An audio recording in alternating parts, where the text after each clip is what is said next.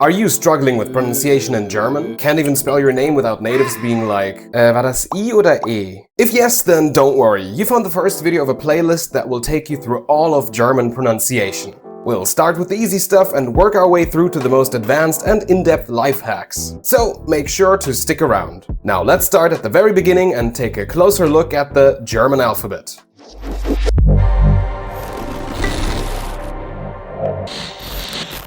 Tag an alle, my name is Florian and I've been teaching German for almost 10 years. And let me tell you something. Let me tell you something. All right. Let me tell you something! The number of misconceptions and incorrect information people have about German pronunciation is truly staggering, so I felt the need to sort this out.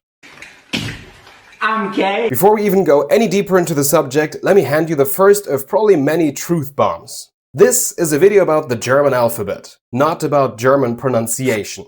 Now, your immediate response was probably something like, Hey yo, what the fuck? That's right, knowing the German alphabet does not help you pronounce German words. It's really only useful to read the language and spell things, which is the main goal of today's lesson. But think about it for a second.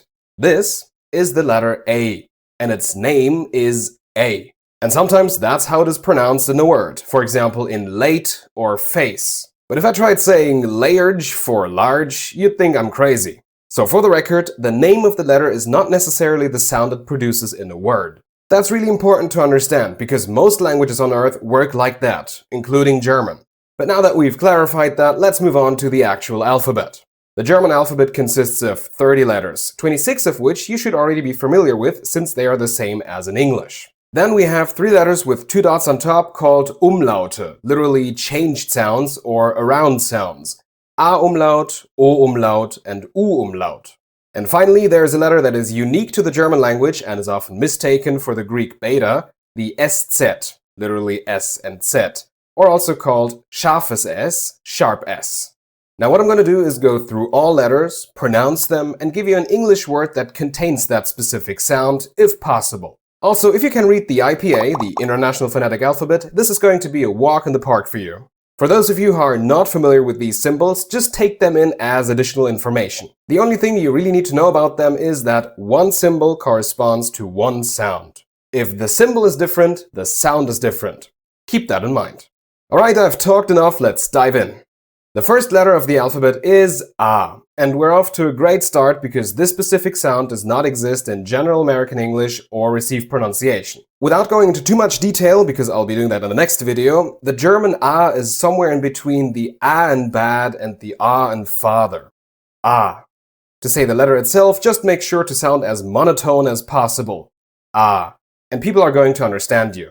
Just don't say A or A, because Germans will have trouble with that and possibly write down EY or A umlaut. Moving on, B like in bats.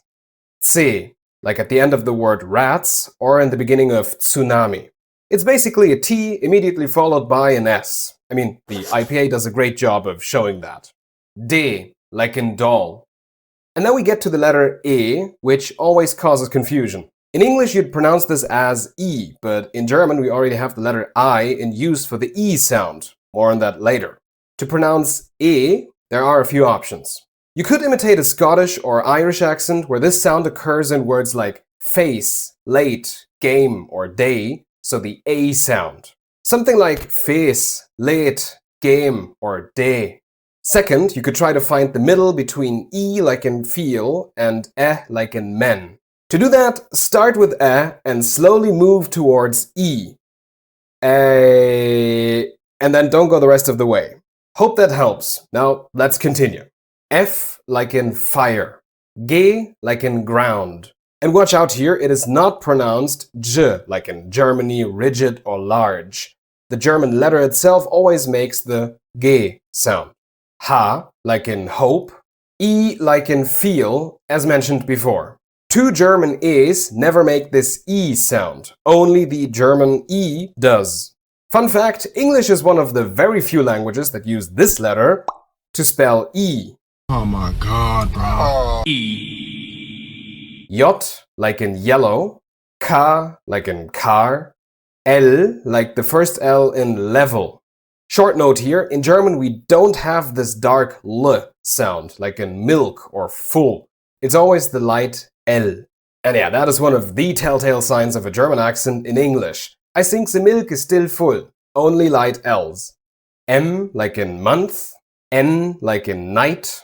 And then we have a very monotone O, not O like in American English, but O.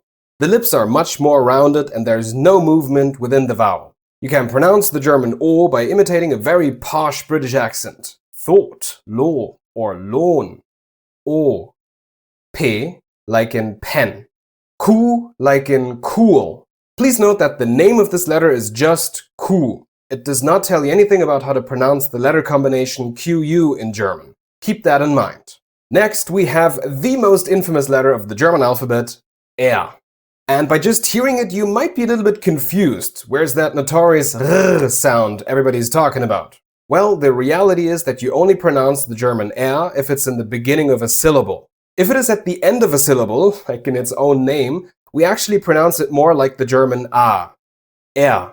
Sure, you could potentially say R to make sure that you're talking about this sound, but this is rarely ever needed. So don't stress out about this letter too much for now.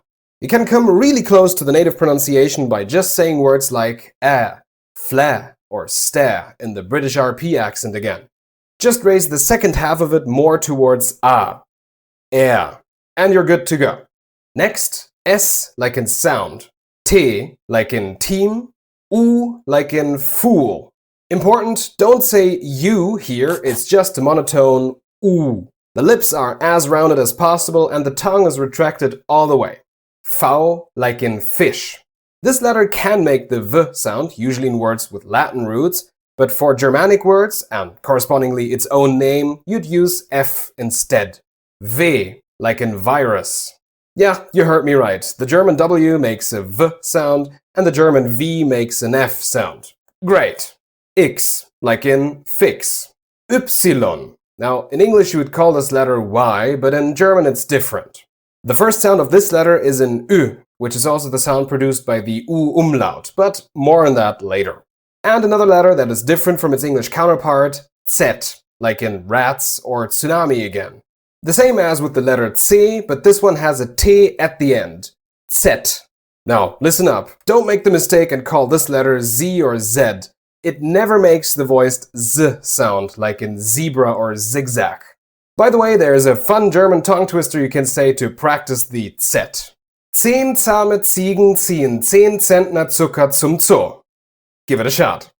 The sounds should be really sharp. If you sounded like a bumblebee buzzing around, you got it wrong. Alright, so far so good. Let's talk about the 3 Umlaute. The first one is Ä, and this one shouldn't be too difficult for you guys, since this sound also exists in English, for example in words like ten, get, or men. Just hold it for a second longer and it will sound natural. Ä. The O umlaut Ö, however, will be a bit more challenging. There are a bunch of methods to get this sound right, but I will tell you all of them in the next video about vowel pronunciation. Today you can make use of this simple trick. Say the German letter O and keep your lips in the same position, rounded. Now slowly lift your tongue towards the front of your mouth. O. Somewhere there lies the German Ö, but if you need more details, make sure to subscribe so that you don't miss out on the vowel video. To pronounce the U umlaut Ü, you can do the same trick. But instead of starting with O, say the German letter U, and again lift your tongue up towards the front of your mouth. Ooh. And there you have the German Ü. Alright, we're almost done. Time for the last letter of the German alphabet, the SZ. Now it sounds complicated, but it's just the name of the two letters S and Z after each other. It got its shape from the way the letters S and Z were written in the 15th and 16th century. This letter is actually quite unique, so if you want me to take a deep dive into its history, let me know in the comments. One of the biggest misconceptions about the German SZ, which is even perpetuated by some German teachers, is that it makes some kind of hissing sound. But this is complete nonsense, it's just a normal S sound, like the English S. Fun fact, for centuries, this letter existed only in lowercase, until 2017, where the Council for German Orthography has introduced an uppercase SZ. Here it is, what a beauty, and not a topic of controversy at all. Anyway, if you want to know all the details, make sure to save this playlist somewhere, as I will explain every letter and the sounds they produce in upcoming videos. One last thing, if you don't have a German keyboard but want to use the Umlaute, you can always transcribe them as follows. Use AE instead of Ä, OE instead of Ö, UE instead of Ü, and a double S instead of SZ. So instead of schöne Grüße, you can write schöne Grüße, and every German will be able to read and understand this without any problems. What you shouldn't do is just leave the dots out. They fulfill an important role and can make a word plural or completely change its meaning. For example, schwül is humid, but schwul is gay. So watch out, you might be talking about gay weather. Wetter wieder mal sehr schwul. Ich weiß, aber ich gehe extra nicht rein, weil... Oh, was? Sehr schwül. Was? Now, one thing you can do to practice the German alphabet is to spell your name. Mine would sound like this. F-L-O-R-I-A-N. Or my son would be L-E-O-N-A-R-D.